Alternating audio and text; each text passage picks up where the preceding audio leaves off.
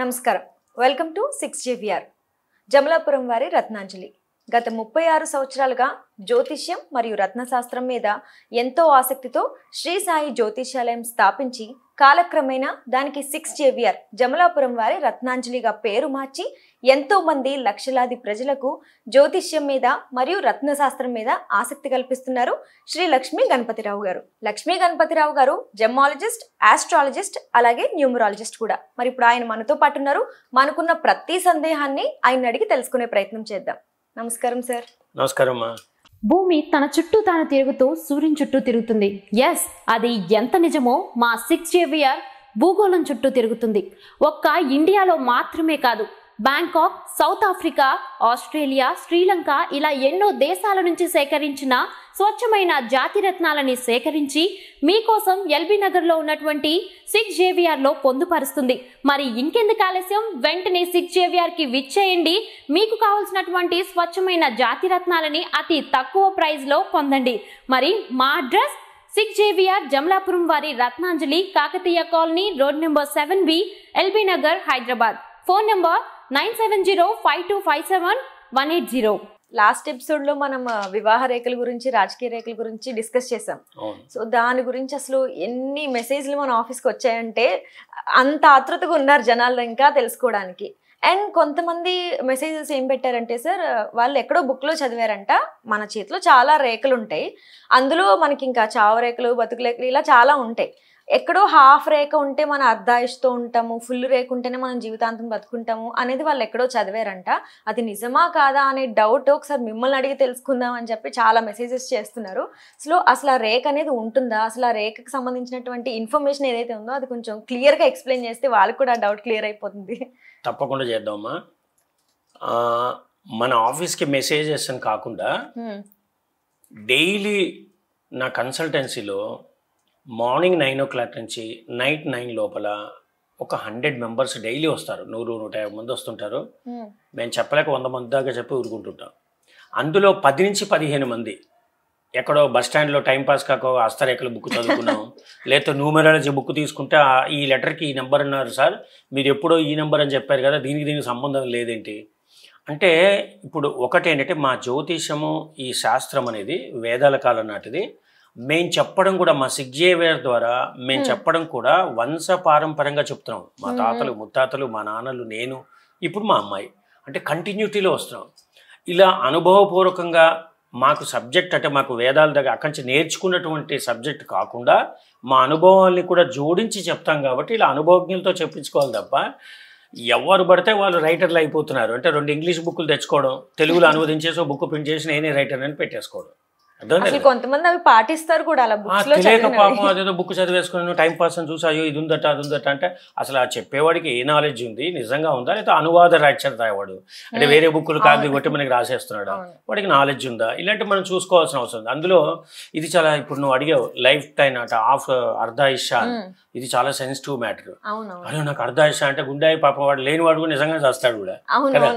So కాబట్టి ఇప్పుడు మనం లైఫ్ లైన్ అనేది చేతిలో ఎక్కడుంటుంది, ఎక్కడి నుంచి ఎక్కడి దాకా వస్తుంది, అండ్ దాని ఏజ్ క్యాలిక్యులేషన్ ఎలా లెక్క పెట్టుకోవాలో కూడా తెలియదు చాలామంది. సగం గీత ఉంటే సగం అంటే అది ఎంత వయసులో ఉంది, అది సగం అని ఎలా అనుకుంటావు, కొన్ని ఆయుధం ఎంత నీకు ఎలా తెలుసు, దాన్ని సగం అని ఎలా అనుకుంటావు, అంతే కదా, అంతే కదా. సో కాబట్టి మనం డీటెయిల్గా తెలుసుకుందాం. ఇప్పుడు డీటెయిల్గా చెప్దాం మన వాళ్ళకి. ఓకే, ఇప్పుడు చూడమ్మా, ఇది మామూలు ప్లెయిన్ హ్యాండ్. దీన్ని మనం ఏమంటాం, చిటికెన వేలు, లిటిల్ ఫింగర్. ఓకేమా, దాని చిటికెన వేలు పక్కన ఉన్నదాన్ని మనం ఏమంటే ఉంగరం వేలు, రింగ్ ఫింగర్ అంటున్నాం. ఇది మధ్య వేలు, మిడిల్ ఫింగర్. ఓకేమా, ఇది వచ్చేసరికి చూపుడు వేలు అంటే ఇండెక్స్ ఫింగర్. ఓకే, తర్వాత ఇది వచ్చేసరికి బొటకన వేలు, తంబు. అవునా, ఇది వేళ్ళు, ఇది సంపూర్ణమైనటువంటి హ్యాండ్ అనమాట. అయితే ఈ బటకన వేలికి చూపుడు వేలికి మధ్యలోంచి ఒక రేఖ బటకన వేలు కింద, అంటే ఈ బటకన వేలుకి కింద, చూపుడు వేలికి కింద, ఈ 2 అంచులు చూపుడు వేలు బటకన వేలు కలిసే చోట ఆ మధ్య భాగం నుంచి తర్వాత హస్తం అనేది ఎలా ఉంటుందంటే ఇలా నిలువుగా వచ్చి ఇలా ఇలా ఇలా రౌండ్ తిరుగుతుంది కరువు. ప్రతి ఒక్కరికి చేయి ఇలా కింద ఇలా ఉంటుంది. ఇది కింద కంకణ రేఖలను సన్నగా ఉంటాయి, మణికట్టు. ఇది మణికట్టు, మణికట్టు అంటారు. ఓకే, ఈ మణికట్టు దాకా చేయి ఇలా తిరుగుతుంది కదా. సో ఈ చూపుడు వేలికి బొటకన వేలికి మధ్యలో బయలుదేరి ఈ మణికట్టుకి పైన ఈ చంద్రస్థానము శుక్రస్థానము 2 స్థానాలు ఇలా కలిసినట్టుగా కొంచెం యూ షేప్లో ఇలా ఉంటుంది జనరల్గా. ఆ మధ్యలో దాకా పొడుగ్గా వచ్చే రేఖనే మనం ఏమంటాం, ఆయురేఖ. ఓకే, ఆయురేఖ. అయితే దీన్ని మనం ఇంగ్లీష్లో వాళ్ళు రాసేవాళ్ళు లైఫ్ లైన్ అంటుంటారు కదా, అవునా? లైఫ్ లైన్, ఆయురేఖ, లైఫ్ లైన్. అయితే చాలామందికి డౌట్, మా కన్సల్టెన్సీలో వచ్చి చెప్తుంటారు ఏంటంటే, సార్ నాకు ఈ రేఖ ఇక్కడ సగమే ఉంది సార్, అంటే నేనేమైనా అర్ధాయుష్నా సార్, నేను చచ్చిపోతానా అని భయపడుతూ అడుగుతుంటారు. నేనా పిచ్చావరా అలాంటి మాటలు మాట్లాడతావంటే, అలా కాదది. దీని ఆయురేఖ అని అంటారు, ఇది కరెక్టే, కానీ ఇదే నీకు పూర్తి ఆయుష్ని ఇవ్వదు. ఇది మనం గుర్తుపెట్టుకోవాల్సిన విషయాలు. ఇది దేనికి ఉపయోగపడుతుందంటే, ఇది స్టార్టింగ్ పాయింట్గా తీసుకోవాలి. చూపుడు వేలికి కింద, బటకన వేలికి కింద, ఈ మధ్య భాగం నుంచి ఇక్కడికి వస్తుంది కదా.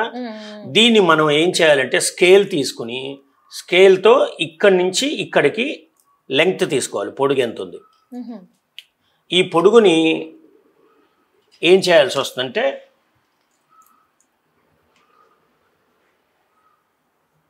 ఈ పొడుగు ఎంత వస్తుందో ఈ లెంగ్త్ని డివైడెడ్ బై 7. అర్థమైందా లేదా? దీన్ని డివైడ్ బై చేసుకుంటుండాలి, ఎంత పొడుగుందో చేసుకుంటే అప్పుడు ఇప్పుడు ఉదాహరణగా తీసుకోండి మామూలుగా. ఓకే, ఇది లెంగ్త్ ఒక 56 వచ్చింది అనుకో, ఇక్కడి నుంచి ఇక్కడికి 56 సెంటీమీటర్లు వచ్చింది అనుకో, సెంటీమీటర్స్. ఓకే, ఇంటూ మనం డివైడ్ బై చేసేస్తాం.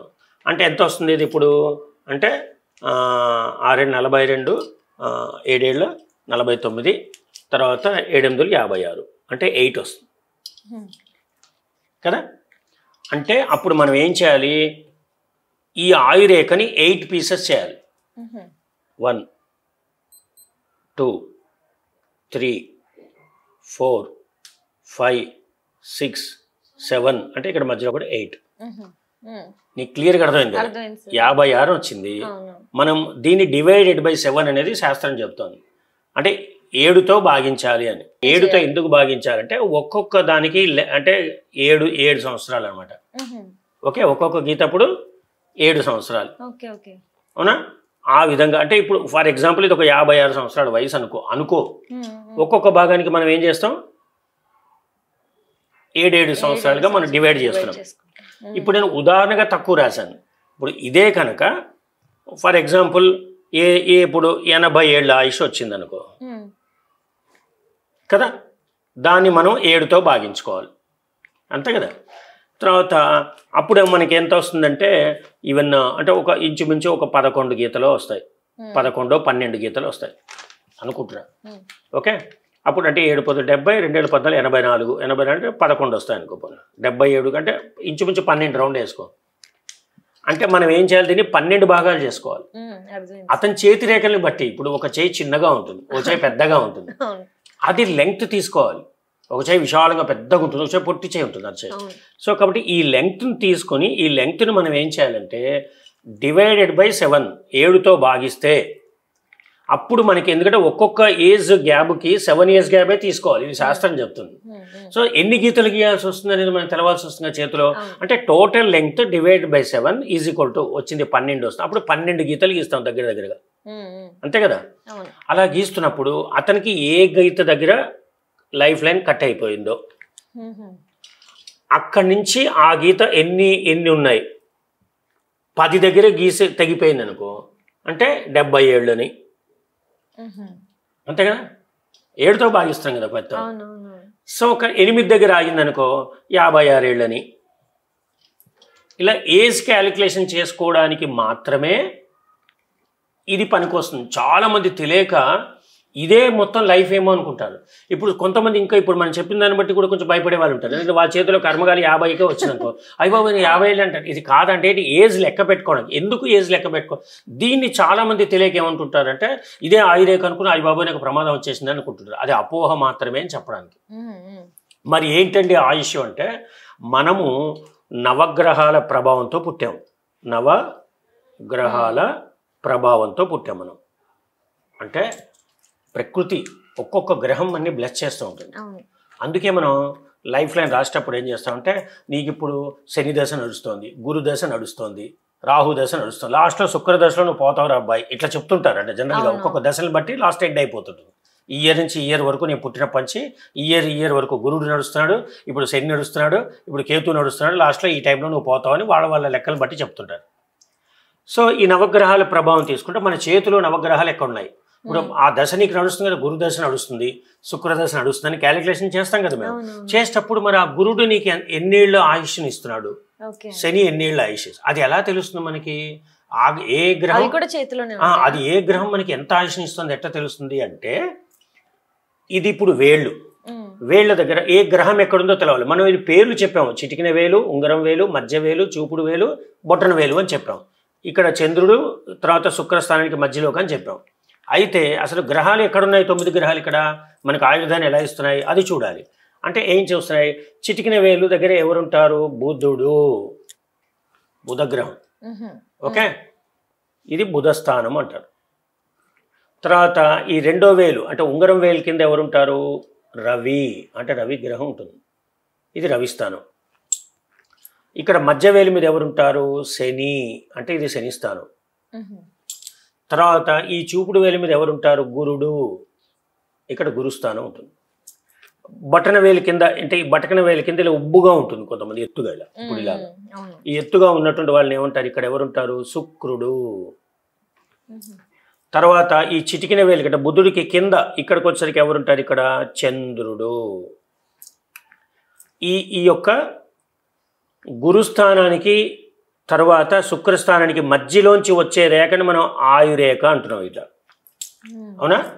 అయితే అంటే ఈ ఆయురేఖ పూర్తిగా మీ ఆయుష్ని నిర్ధారణ చేయదు, ఇది లెక్క పెట్టుకోవడానికి ఉపయోగపడుతుంది, ఏజ్ క్యాలిక్యులేషన్ లెక్క పెట్టుకోవడానికి. తర్వాత ఇక్కడ చంద్రుడు శుక్రుడు వచ్చేసారు.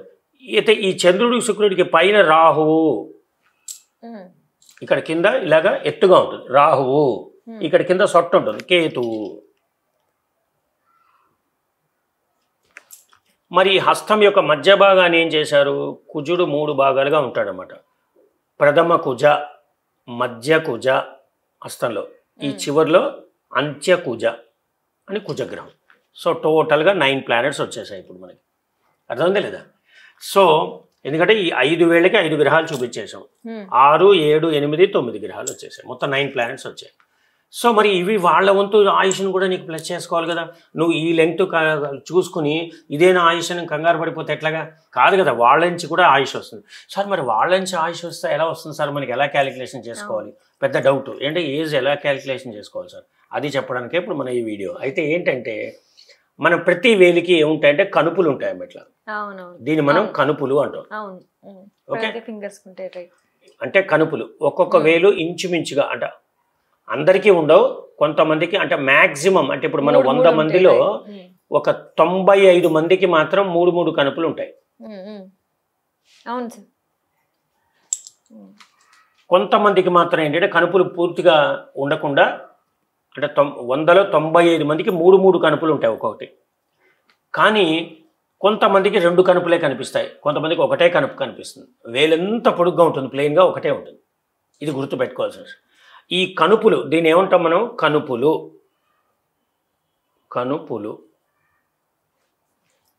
ఈ కనుపుల రూపంలో ఆ గ్రహం మనకి ఆయుర్దాన్ని ఇస్తున్నాను అని చెప్తుంది అనమాట. ఓకే, ఎన్ని కనుపులు ఉంటే అతని వయసు అంతా అని లెక్క పెట్టుకోవాలి. ఓకేమ్మా, గుర్తుపెట్టుకో, అలా కూడా లెక్క పెట్టుకుంటున్నాం. అయితే ఇప్పుడు ఇక్కడ ఏముంటుందంటే ఒక దాంట్లో మనం 3 కనుపులు ఉంటాయి అనుకో, అవునా? ఒక దాంట్లో ఎన్ని ఉంటాయి? 3 కనుపులు ఉంటాయి అనుకో. ఇప్పుడు 5 3 15 కనుపులు ఇంచుమించుగా. అందరికీ 15 కనుపులే ఉండవు జనరల్గా, అంటే చెప్తాను. అంటే ఇప్పుడు ఒక్కొక్క దానికి 3 ఉంటే 3 5 15 కనుపులు ఉంటాయి కదా. కనుపులతో పాటు ఇక్కడ కుజుడు అన్నాను కదా, కుజుడు స్టార్టింగ్లో కొన్ని గీతలు ఉంటాయి, కనుపుల్లాగే ఉంటుంది, కనిపిది ఎవరికి. అది హస్త సాముద్రికుడు గుర్తుపడతాడు, ఓహో కుజుడు నీకు ఇంత ఇస్తున్నాడు అని. ఈ రాహు కేతుల దగ్గర కూడా కొంచెం ఇలా నిలువుగా గీతలు ఉంటాయి. ఇవి కూడా మనం క్యాలిక్యులేషన్ చేసుకోవాల్సి వస్తుంది. అర్థం లేదా? కానీ ఎవరు అంత చిన్న గీతలను గుర్తుపట్ట అదే హస్త సాముద్రిక చూసి చెప్తాడు కదా, ఎవడు పడితే వాడు చెప్పేస్తే ఆడు ఎదుటోడు పిచ్చాడు అయిపోతాడు కదా. హస్త సాముద్రికతో కనబడే పెద్ద రేఖలను చూసి భయపడిపోతుంటాం. కానీ ఇవి అనమాట మెయిన్ చూడాల్సి. ఇప్పుడు అర్థం కదా, ప్రతి దానికి ఒక్కొక్క ఇది ఇస్తుంటుంది.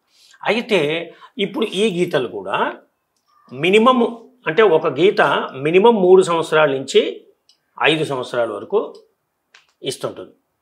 అంటే ఈ 5 వేళ్ళకి వచ్చేటువంటిది ఏమవుతుందంటే ఒక్కొక్కటి కూడా ఇప్పుడు సపోజ్ అంటే ఏంటంటే 5 అంటే ఇప్పుడు 15 కదమ్మా. ఇప్పుడు 5 అంటే ఒక్కోసారి 3 అంటే 15 కింద వస్తుంది. ఉజ్జాయింపునే చెప్తున్నాం మనం. 15 వచ్చినప్పుడు 15 5లు అంటే వేళ్ళు అంటే 5 10 50, 5 5 75 ఏళ్ళు అవే చూపిస్తుంది. అవునా? మిగతావి ఇవి చూపిస్తాయి అనమాట. వాటి ఈ గ్రహాలు ఎంత చూపిస్తుంటే ఒక్కొక్క గీత 3 సంవత్సరాలు చూపిస్తుంది. అంటే వాళ్ళ మహర్దశలు కూడా తక్కువ, వాళ్ళు ఇచ్చే ఆయుర్దాయం కూడా తక్కువగా ఉంటుంది. సో ఈ విధంగా లెక్క పెట్టి మనం పూర్వీకులు ఏం చెప్తారంటే సంపూర్ణ పాతకాలం రోజుల్లో ఆయుర్దాయాన్ని 120 years కింద చూపించేవారు. అంటే ఒక పరిపూర్ణమైనటువంటి ఆయుష్ ఉందిరా వీడికి అంటే వాడు 120 సంవత్సరాలు. అది రాను ఏమైపోయింది 100కి కుదించుకుపోయింది.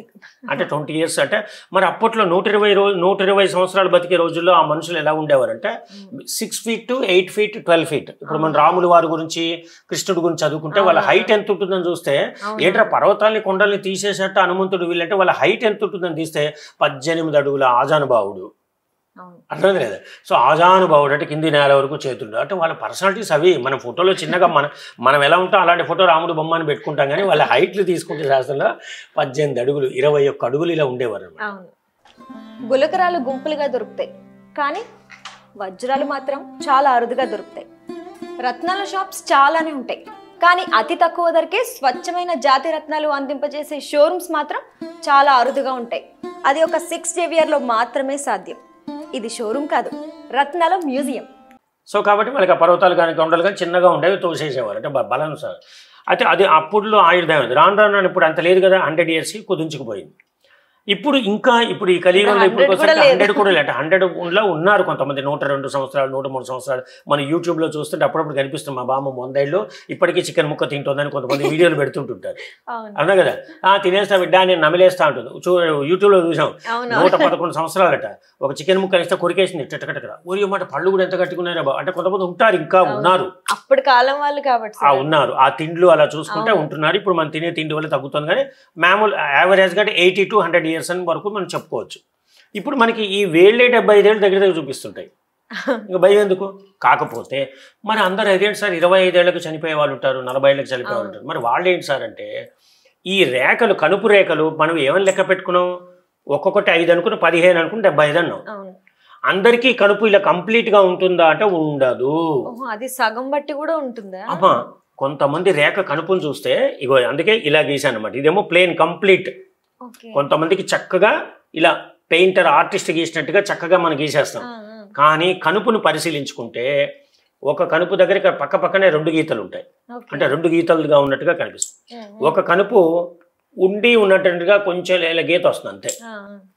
ఒక కనుపు ఇటు సైడ్ నుంచి కొంచెం వస్తుంది, గ్యాప్ వచ్చి కిందికి దిగి ఇటు సైడ్ నుంచి కొంచెం వస్తుంది కనుపులు. అంటే వీళ్ళు ఎంత ఇస్తుంటారంటే ఒకటే చిన్న కొన్ని చోట్ల చిన్న కనుపుగా ఇంతే వస్తుంది. అంటే 3 నుంచి 5 మధ్యలో ఆయుర్దాయం అనుకున్నాం కదా, అంటే మన ఇది 3 ఏళ్ళే ఇస్తాను అనుకోవాలన్నమాట తేడా. ఈ మధ్యలో తెగి సగం దాకా వచ్చి ఆగిపోతే 3.5-4 సంవత్సరాలతో ఆగిపోతుంది. కొంచెం ఇలా ప్రారంభంలో మొదలు పెడితే మినిమం ఒక 3 ఏళ్ళు ఇస్తుంది. కొంతమందికి ఒక కనుపు ఉండదమ్మా, అసలు ఒక కనుపే ఉండకుండా వేలు పొడుగ్గా కనిపిస్తుంది, ఒకటే గీతుంది సార్ నాకు ఇక్కడ కనుపు లేదని అంటుంటారు. అంటే పాపం ఆ గ్రహం చాలా తక్కువ ఆయుర్దాయాన్ని వాడికి ఇస్తుంది అనమాట. సో ఎంత బాగా ఉందమ్మా ఇది. యాక్చువల్గా ఇంత డీటెయిల్గా చెప్పకూడదు ఎవరికి, ఎందుకంటే it's secret science, occult science, నిగూఢ విద్యలు. కానీ మనకు వచ్చే మెసేజెస్ ఏంటంటే సార్ హస్తరేఖల గురించి చాలా శాస్త్రాలు బుక్కులు మేము 100 చదువుకున్నాం, ఒక్కొక్కరు ఒక్కొక్కలా చెప్తున్నారు. అసలు ఏంటి నిజమా అని అపోహలకు గురవుతున్నారు. కారణం ఏంటంటే మేము ఏమని చెప్తున్నాం, మా 6 JVR జమలాపురం రత్నాంజలి ద్వారా మేము ఎన్నేళ్ళ నుంచి, ఇప్పుడు నేను చెప్పడమే 36వ సంవత్సరం, ఇప్పటికి 32 లక్షల మందికి చేతులు చూశాను. అంటే అది నా ఎక్స్పీరియన్స్. ఎందుకు అంటే ఈ మధ్య మన కరోనా వచ్చినప్పటి నుంచి 100 మెంబర్స్ చూస్తున్నాను తప్ప కరోనాకి ముందు డైలీ 250 మెంబర్స్. ఎలాగండి అంటే పొద్దున్న 5:30 6 గంటలకు మొదలు పెట్టేవాడిని, రాత్రి 9:30 వరకు ఉండేవాడిని. ఓన్లీ 3 hours 4 hours ఇలా కొడుకునికి అంతే. అది అలా ఉండేవాడిని. నేను అక్కడ చెప్పే చోటకే మా వాళ్ళు తీసుకొచ్చి టిఫిన్ ఇచ్చేవారు. టిఫిన్ తింటూనే ఆగనమ్మ ఒక నిమిషం చెప్పి టిఫిన్ తింటాను కడుక్కునే అంటే టిఫిన్ తిన్నాను కూడా బయటికి వెళ్ళేవాడిని కదా. అలా కూర్చుని చోటు నుంచి కదలకుండా చెప్తూనే ఉండేవాడిని. ఇది అలాగే మా నాన్నగారు వాళ్ళు, ఆయన తక్కువ కాలం చెప్పారు. గవర్నమెంట్ ఎంప్లాయ్ కాబట్టి ఆయన తక్కువ కాలం చెప్పారు. మా తాతగారు ఆయన కూడా బ్యాంక్ ఎంప్లాయ్ కాబట్టి తక్కువ కాలం చెప్పారు. మా ముత్తాత గారు ఫుల్ టైం చెప్పారు. ఆయన పంచాంగకర్త కూడా, అంటే అలా గ్రంథాలు కూడా రాసేవారు. అంటే ఈ విధంగా వచ్చే తాతల నుంచి వస్తుంది కాబట్టి అలాంటి ఎక్స్పీరియన్స్డ్ అంటే మా లైఫ్లో ఇప్పుడు మా నాన్నగారు కొన్ని కొంత వింత చూసి, ఇప్పుడు మన బుక్లో చూసాం అంటే ఒక రచయిత కొంత రాస్తాడు నాలెడ్జ్తో, వాడికున్న పరిణితితో. వాడు బుక్ రిలీజ్ చేసిన సమయానికి వాడి నాలెడ్జ్ ఎంతో అంతే. వన్స్ రిలీజ్ అయిపోయిన తర్వాత వాడు గెయినింగ్ చేసిన నాలెడ్జ్ దాంట్లో ఉండదు ఇంకా కదా. మళ్ళీ చెప్పమంటే వాడే తర్వాత కన్ఫ్యూజ్ అయిపోతుంటాడు. అంటే అలాగా మనం ఏంటంటే ఇప్పుడు అలా తరం చూస్తున్నా కొద్దీ మనకి నాలెడ్జ్ అనేది ఎక్స్పీరియన్స్. అట్లా మా నాన్నగారు వాళ్ళు, మా తాతగారు వాళ్ళు, నేను ఇంకో 2 వింత రేఖలు చూశాను రా, దాని ఫలితం ఇలా కనిపించింది, వాడు ఇలా ఉన్నాడు అని చెప్పుకుంటూ వచ్చే పరంపర కదా అది. Experience main.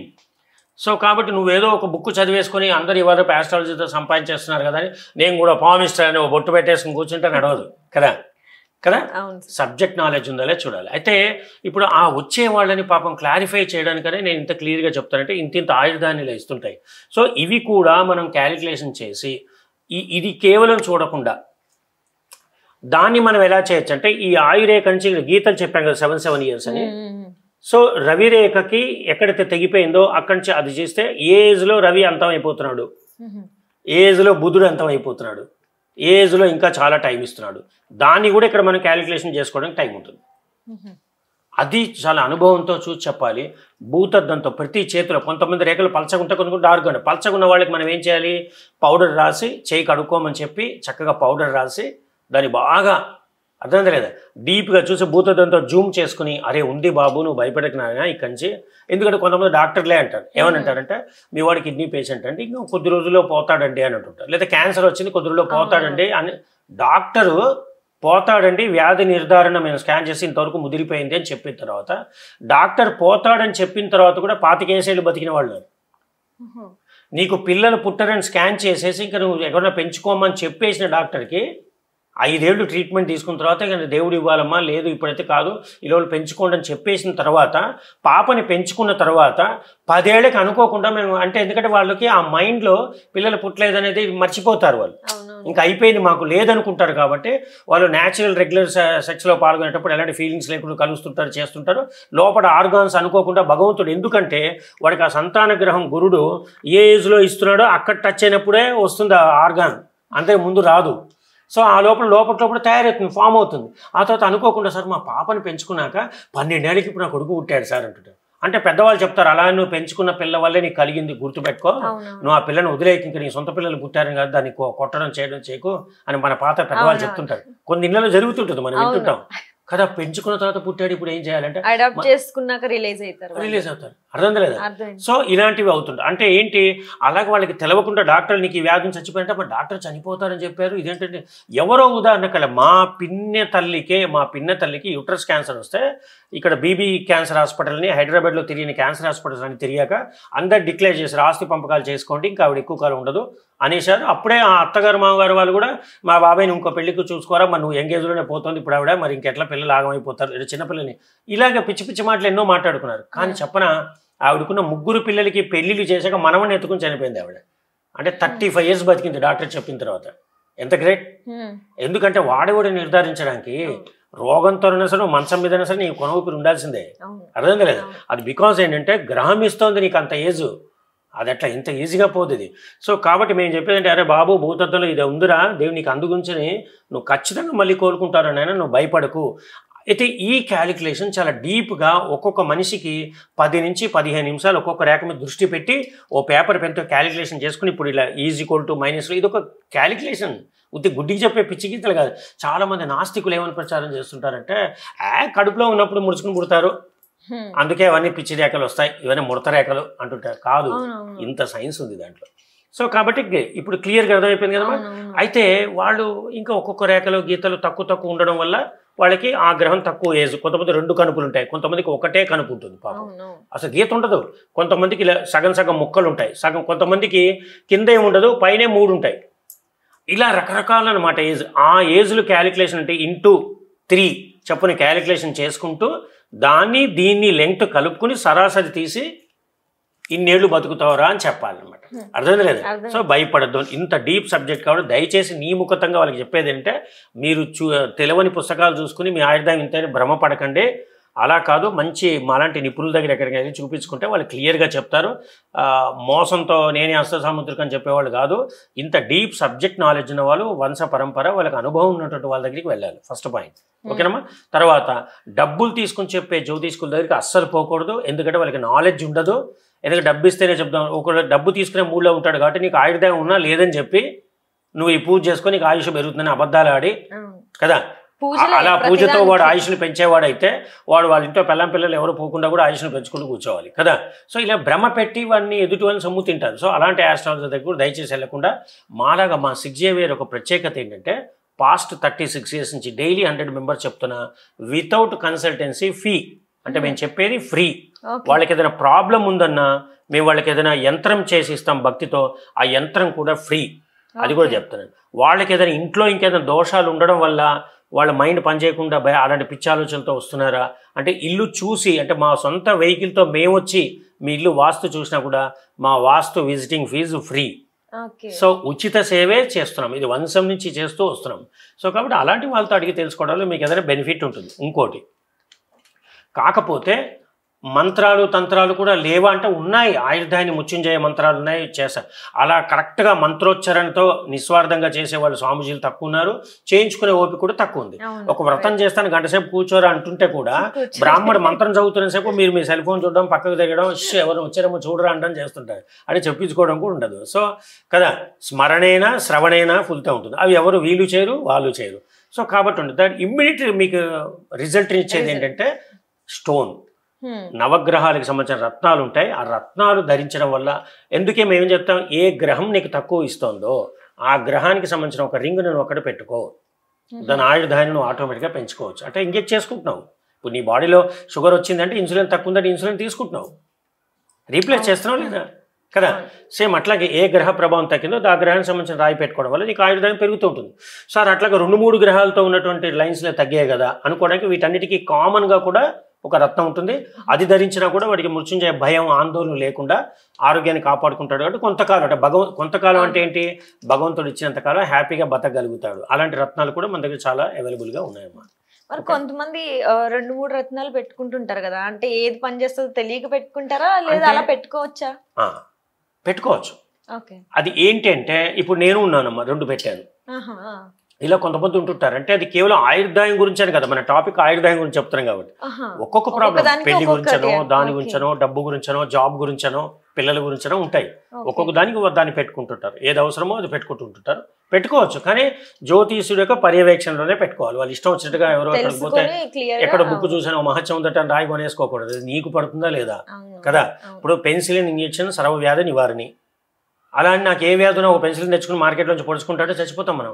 అది కొంతమందికి టెస్టింగ్ చేసి ఇస్తారు, అవునా కదా. సో అలాగా ప్రతి రత్నానికి ఒక పవర్ ఉంటుంది తప్ప ఎవరు పడితే వాళ్ళు పెట్టుకోకూడదు. వాళ్ళకి ఏది కావాలనేది చెప్పేవాడు జ్యోతిష్కుడు, వాడి దగ్గరికి వెళ్ళి చెప్పించుకుని పెట్టుకుంటేనే చాలా చక్కగా ఉంటుంది. ఇప్పుడు ఆయుర్దాయం గురించి మీకు క్లియర్గా నేను చెప్పాను, చాలా క్లియర్. ఓకే. సో మరి దీనికి సంబంధించి ఒక రాయి ఉంటుంది అని చెప్పారు కదా సార్, ఈ రేఖలకు సంబంధించినటువంటిది.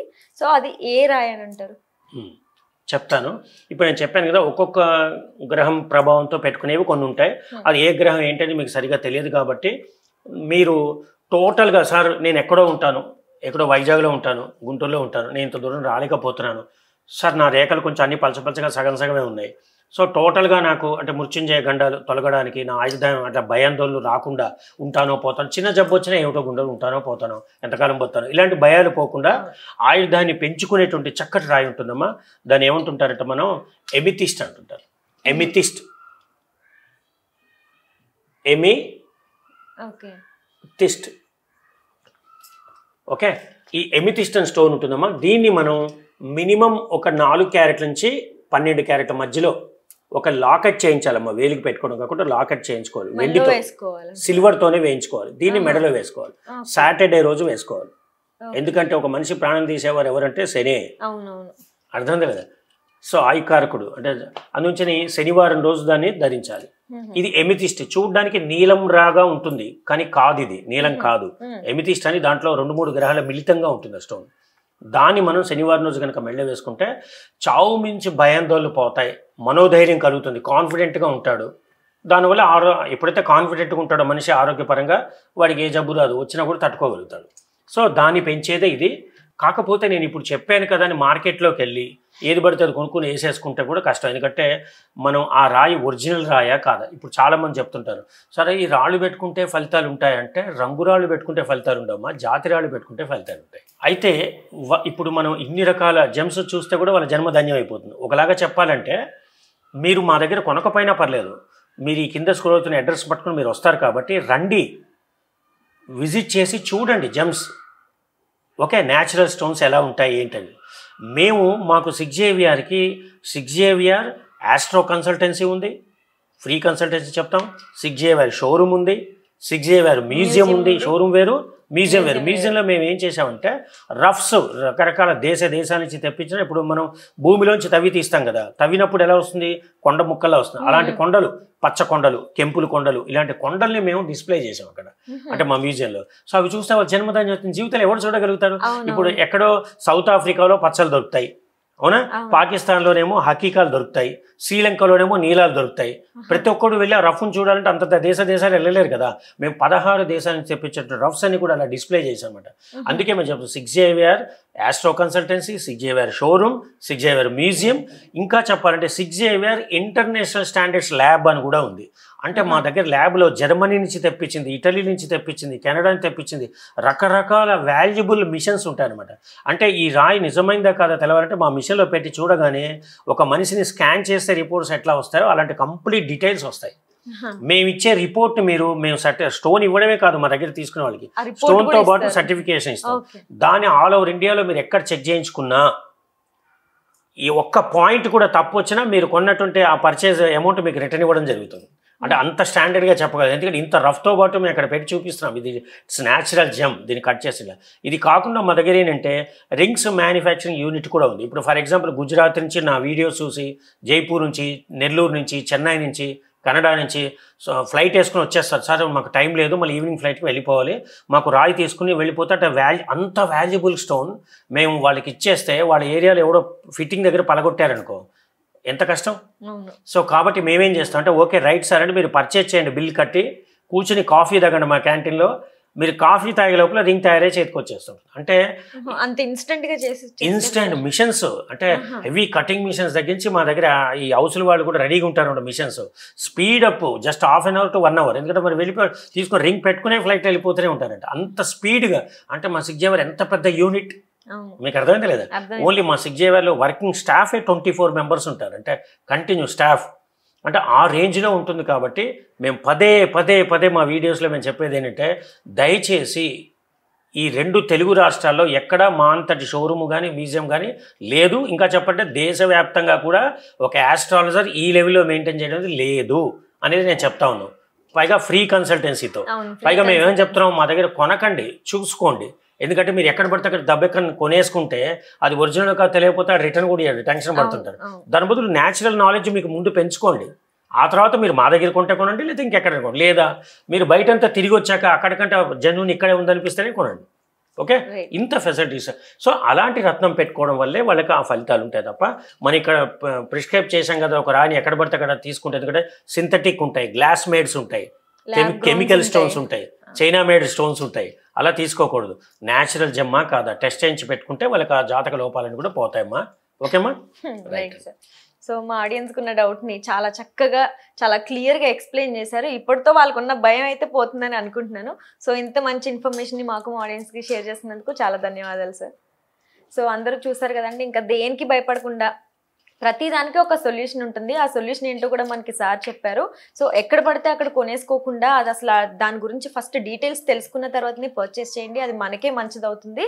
సో ఎక్కడ పర్చేస్ చేయాలని కూడా ఆలోచించక్కర్లేదు. మన 6JVRలో మనకి అన్ని ఆల్ కంట్రీస్ ఆల్ స్టేట్స్ నుంచి మనకి ఆ స్టోన్స్ అనేది అవైలబుల్గా కూడా ఉన్నాయి. మన అన్ని కంట్రీస్కి తిరిగి కొనుక్కునే కన్నా ఇక్కడికి వచ్చి కొనుక్కుంటే సరిపోతుంది కదా. సో లోకల్గా ఉన్న వాళ్ళైతే డైరెక్ట్ విజిట్ చేసి స్టోర్ని కొనుక్కోవచ్చు. ఆర్ఎల్స్ లేదు లోకల్ కాదు దూరం అని అనుకున్న వాళ్ళు మనం ఆన్లైన్లో కూడా పర్చేస్ చేసే మనకి వీలుంది. సో ఆ డీటెయిల్స్ అన్నీ కూడా కింద స్క్రోల్ అవుతుంటాయి, మీరు అక్కడ చూసి కాంటాక్ట్ అవ్వచ్చు అండ్ డిస్క్రిప్షన్లో కూడా యాడ్ చేస్తాం.